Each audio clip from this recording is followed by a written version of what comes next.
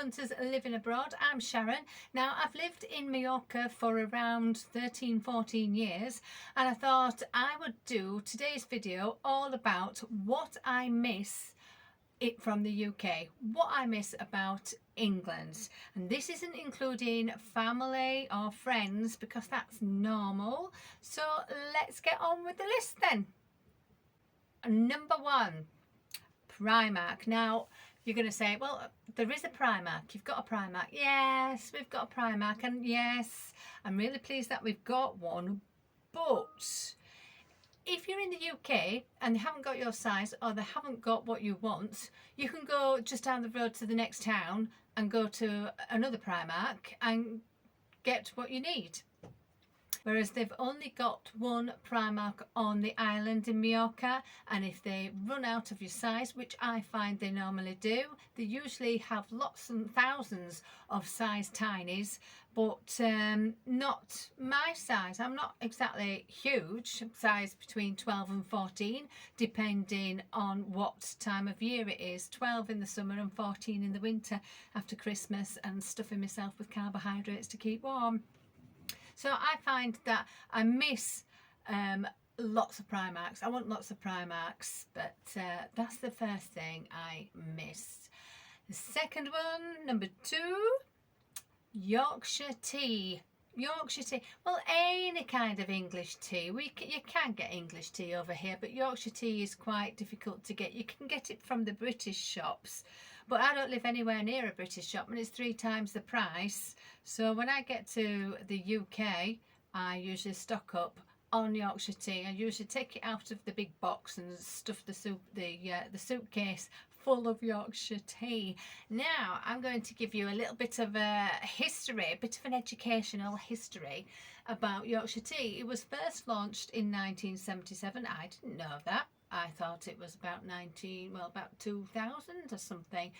And it was a blend of teas to suit Yorkshire water, and now can be found worldwide apart from in Mallorca, unless you go to the British shop and pay twice the price. So that's Yorkshire Tea for you.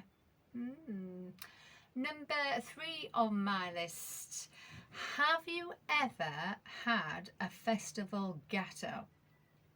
And I used to get it from Morrisons. It's a great big green dome thing with sponge and filled with cream and custard, and sometimes you get like a strawberry filling. I'm hoping to get a picture up for you. Festival gateau from Morrisons. Now I do miss that, and no, they don't sell it anywhere on the island whatsoever. Now the historical facts for that is it's also known as the Princess Gateau, and the recipe was first seen in around about 1948 in a cookbook by Jenny Akerstrom, and she used to teach 3 princesses, the daughters of Prince Carl, a Swedish prince, and that I think that Morrisons must have got their idea for festival gateau from the Swedish princess cake it's called. Now I do miss that. It's really nice. Number 4 on my list. Now you've probably heard this 1,000 times if you've looked up 10 things that people miss or whatever. I have to say it. Fish and chips. Fish chips, mushy peas. Fish chips and curry. Fish chips and battered sausage. Oh. Now I have a story to tell you about that, because I used to crave a lot for that when I first came over here. And one thing I used to do going back to the UK is say hello to my family, shop at Primark and come back with fish and chips. But because the diet is completely different here, you don't eat as much saturated fats. So every time I have fish and chips now in the UK, it just lands like a lead balloon and I'm in agony for hours, so I don't miss it as much as I used to. But historical facts for fish and chips is that we think that it was invented around about the 1860s, and they think by a man called John Lees in a wooden hut somewhere in Lancashire, Mosley Market. And another train of thought is by Joseph Malin, who was a Jewish immigrant. it could have been him, we're not really sure. But what is an interesting fact, that in World War II, the UK government bent over backwards to make sure that fish and chips wasn't rationed. They had to keep morale up somehow, so the Great British fish and chips kept morale up. It won the war! It won the war! Right? And another thing I do miss, if I did have fish and chips, this is regardless of whether I live in Mallorca or not, you can't beat fish and chips eaten out of the newspaper. Now you can't do that now, but you could do in the olden days when I was a young'un. But greaseproof, it used to be on the newspaper, straight on the newspaper, and then it changed to having greaseproof paper, because I don't suppose it's rather nice eating your fish and chips with newspaper print, but you'd have greaseproof paper, and then I think that's stopped now. The newspaper, it's just in clear paper, I think. Some have the cones, the like fish and chip with newspaper print outside on the cones. Yeah, but my mum used to go mad with me. She said, "Can you put your fish and chips on the plate?" No, Mum, because it's not the same. You like your fish to have swimming in vinegar and your mushy peas or your curry sauce, and it sticks to the greaseproof paper, and love it. Miss that. Right, what's next now then? I don't think I've seen this many times on people's favourite 10 or 15 things that they miss in the UK. Thorntons chocolates. Now I've seen it sometimes, Thorntons chocolates over here, but not the extensive variety that you can get in the UK. And I do miss the chocolates in the winter time, not so much in the summertime, because it's too hot to eat chocolate here. But I used to, what did they use? Viennese. I think it was Viennese truffles. Oh, to die for. So that's one of my things that I do miss. Thornton's chocolates. What's next? Bisto gravy. You can buy it over here only in the British shops, but I don't live anywhere near a British shop. So by the time I've got to the British shop, it would have been quicker to go to the UK. That's, of course, if we didn't have a lockdown. But Bisto gravy, you can't beat it. I really do like that. Now, British gravy has been gracing the dinner tables of the Brits since 1908. And if you're as old as me, you'll remember the Bisto kids. And they used to go, Bisto, 2 twins. You'll have to look that up. But yeah, you can't beat gravy, can you? Sunday dinners and things like, getting hungry now. Okay. Another thing, proper British white sliced loaf. You can again get it in the British shops, but it's not the same. It's again, you're not going to go all the way over just for a loaf of bread. So we miss that. But things like Hovis and Warburtons, I haven't seen those over here. They do quite well with their brown bread. They've got some beautiful granary breads, and brown bread's really good. And you can get your French sticks and things like that. But proper chip butter in a proper 2 slices of proper white bread. Lashings of butter on it. Ooh, chip butty, chip butty. But the white bread, they do sell white bread over here. But it's not, no, there's no flavour to it, and it's got like a slightly sweet taste. There's just no comparison. So I do miss proper English white sliced bread. Okay, number 8, I think we're on pasties. Now they do empanadas over here, but it's quite heavy pastry, whereas pasties in the UK, I'm going to have to name things. Gregg's. I so miss Gregg. We need a Gregg's. Not just pasties, I need a Gregg's over here.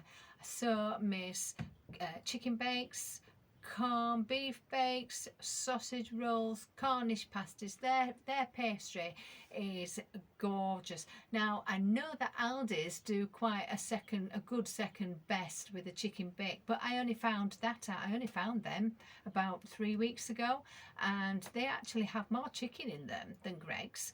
But the white sauce, the creamy sauce, there isn't as much in it as what Greggs do. So I do miss that. I miss Greggs. What else have we got? Do miss Greggs. Next on the list, we've got Marks and Spencer's. Now, I'm a bit annoyed with this. I miss Marks and Spencer's. I miss the food, especially at Christmas time. I couldn't usually afford to buy food at Marks and Spencer's weekly, because it is quite expensive. So I'd do the weekly shop in Morrisons, Tesco's and all that lot. And then special occasions, Christmas, Easter, I would do a food shop in Morrisons. And the Melton Mulberries, I used to love the Melton Mulberry mini pork pies at Christmas. Loved those to bits. The other thing I miss from Marks and Spencer's is the underwear. It must be utilitarian because it lasts for years. And what annoys me is that there is no Marks and Spencer's in Mallorca. So I had a look on the internet, and there are 2 in Spain, just 2 in Spain, and yet there is 10 in Singapore, and then I've even found one in Kuwait. So if Kuwait can have a Marks and Spencer's, why can't Mallorca? It's a lot nearer than Kuwait. Okay, so that's my gripe for Marks and Spencer's. Next on the list, number 10, British pubs. I don't really miss them in the summer because we've got some cracking bars over here, and the alcohol is quite cheap. So, but I do miss the quintessential British pub garden, the beer garden, with the birds tweeting and everything, and the grass. Yeah. I miss. This is daft, and I bet nobody else has said this. I miss British. I'm going to say British gas. I miss British grass because it grows all the year round. Here, unless you've got loads of money for water and you've got quite a bit of land, you can't water your garden. You can't water the land all the year round. So from about April time, after the rainy season, after the April showers have gone, everything turns brown and there is no grass. We only have a bit of grass in the winter. Just as soon as it starts to grow, they cut it all down, and of course for horses and things like that, for the crops, and that's it until winter again. So I miss British grass in a British beer garden. But with the British pubs, I miss the British pubs in the winter because the bars, a lot of bars are still open. I don't live in a touristy area, so I live in a residential area where with the local Mallorcans and things. And there's no heating. And if there is heating and they have the door wide open, they don't seem to bother with curtains and double glazing, so it's freezing, absolutely freezing. I have been known to put a hot water bottle in my handbag, and sit like this with my bag, trying to keep warm while I'm having a drink in the local bar. And there's no carpets, there's no long saddles. British pub with a log fire, long saddle, pint, table, curtains, cracking. Miss that. So that's my first 10. I've got some more coming up in a different video. So if you've enjoyed this, give us a like, press the subscribe button, and I'll see you in about a week. I might put together some more of what I miss of the UK, and then we've also got coming up as well what I don't miss about the UK. I shall see you soon. You take care. Bye.